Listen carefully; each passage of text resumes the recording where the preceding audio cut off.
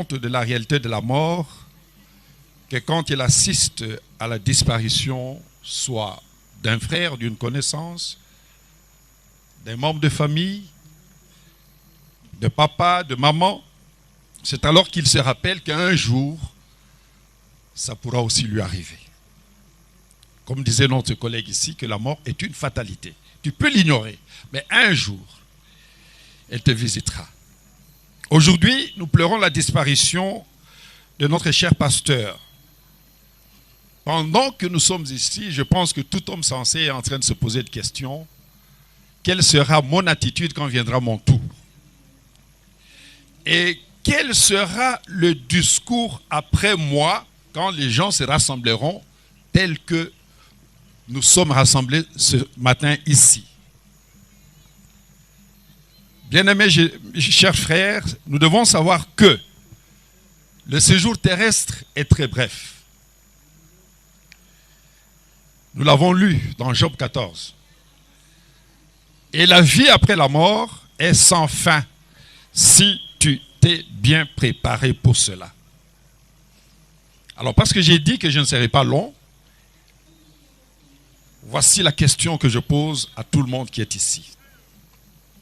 Quand ton tour arrivera et que tu iras à la rencontre du Seigneur comme ce matin, le cas avec notre frère, vas-tu y aller comme ennemi de Jésus ou comme son ami?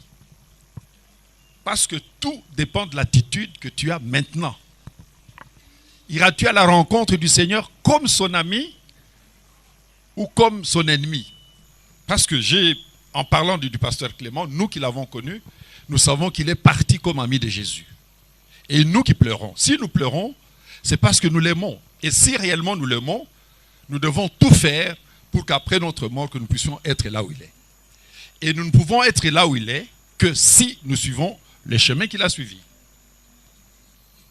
C'est pourquoi le petit conseil que je peux donner à tout le monde, c'est de ne jamais attendre des temps difficiles, de moments compliqués pour chercher à se faire ami de Dieu. C'est maintenant qu'il faut penser à ton avenir. N'attendre que de moments compliqués, des situations compliquées pour commencer à invoquer Dieu, c'est une sorte de corruption. Dieu, on ne peut jamais le corrompre. Ne soyez jamais l'ami de Dieu, ne cherchez jamais à être son ami, seulement quand les situations difficiles arrivent, soyez son ami avant que l'urgence n'arrive. Et c'est maintenant, quand nous assistons à ce que tout ce qu'un jour, ça sera notre tour, quel sera ton sort? Pose-toi la question. Il ne suffit pas seulement de pleurer, mais de se poser aussi des questions. Quel sera mon sort?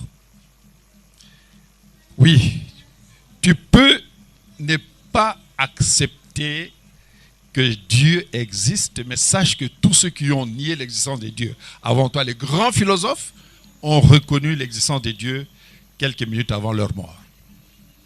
Alors, n'attendez pas la dernière minute pour commencer à vouloir être l'ami de Dieu. Faites-le maintenant avant que cette urgence-là ne vienne. Et je pense que, comme disait le collègue qui modère la réunion ici, la circonstance, il disait « La mort est une fatalité.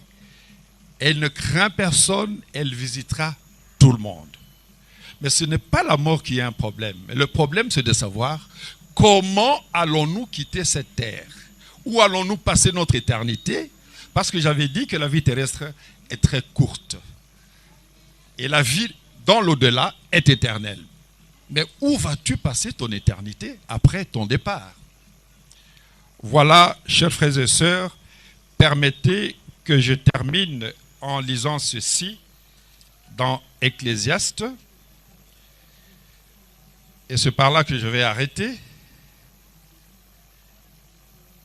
Ecclésiaste. Voilà. Si quelqu'un est là, il peut nous aider. Ecclésiaste.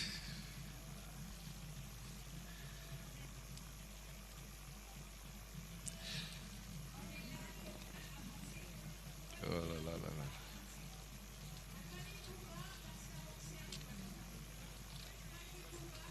Oui, chapitre 2, 7, verset 2. Lisez.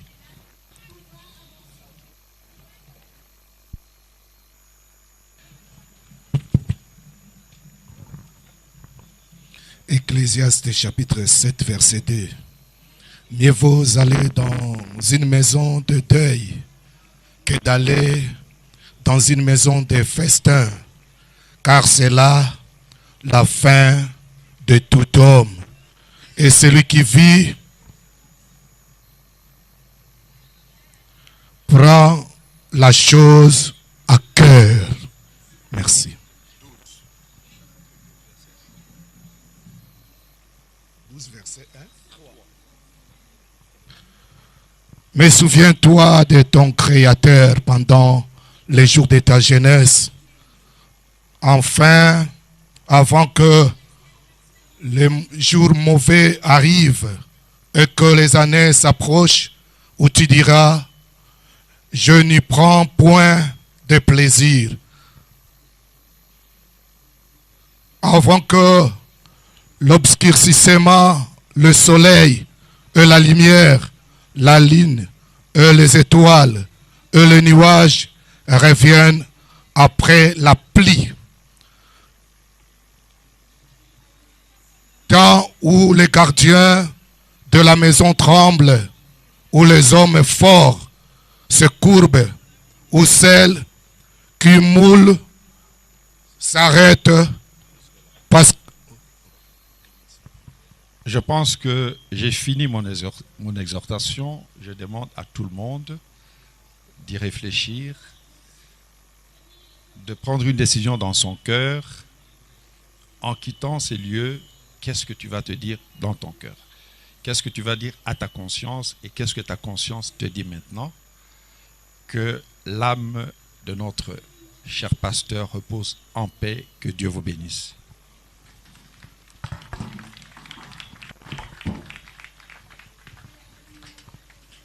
Nous disons un grand merci à l'homme de Dieu, à l'évêque Élie Charles Lebandi pour son exhortation si pertinente. Nous allons changer de chapitre, mesdames, messieurs, pour passer à présent au témoignage. Et donc,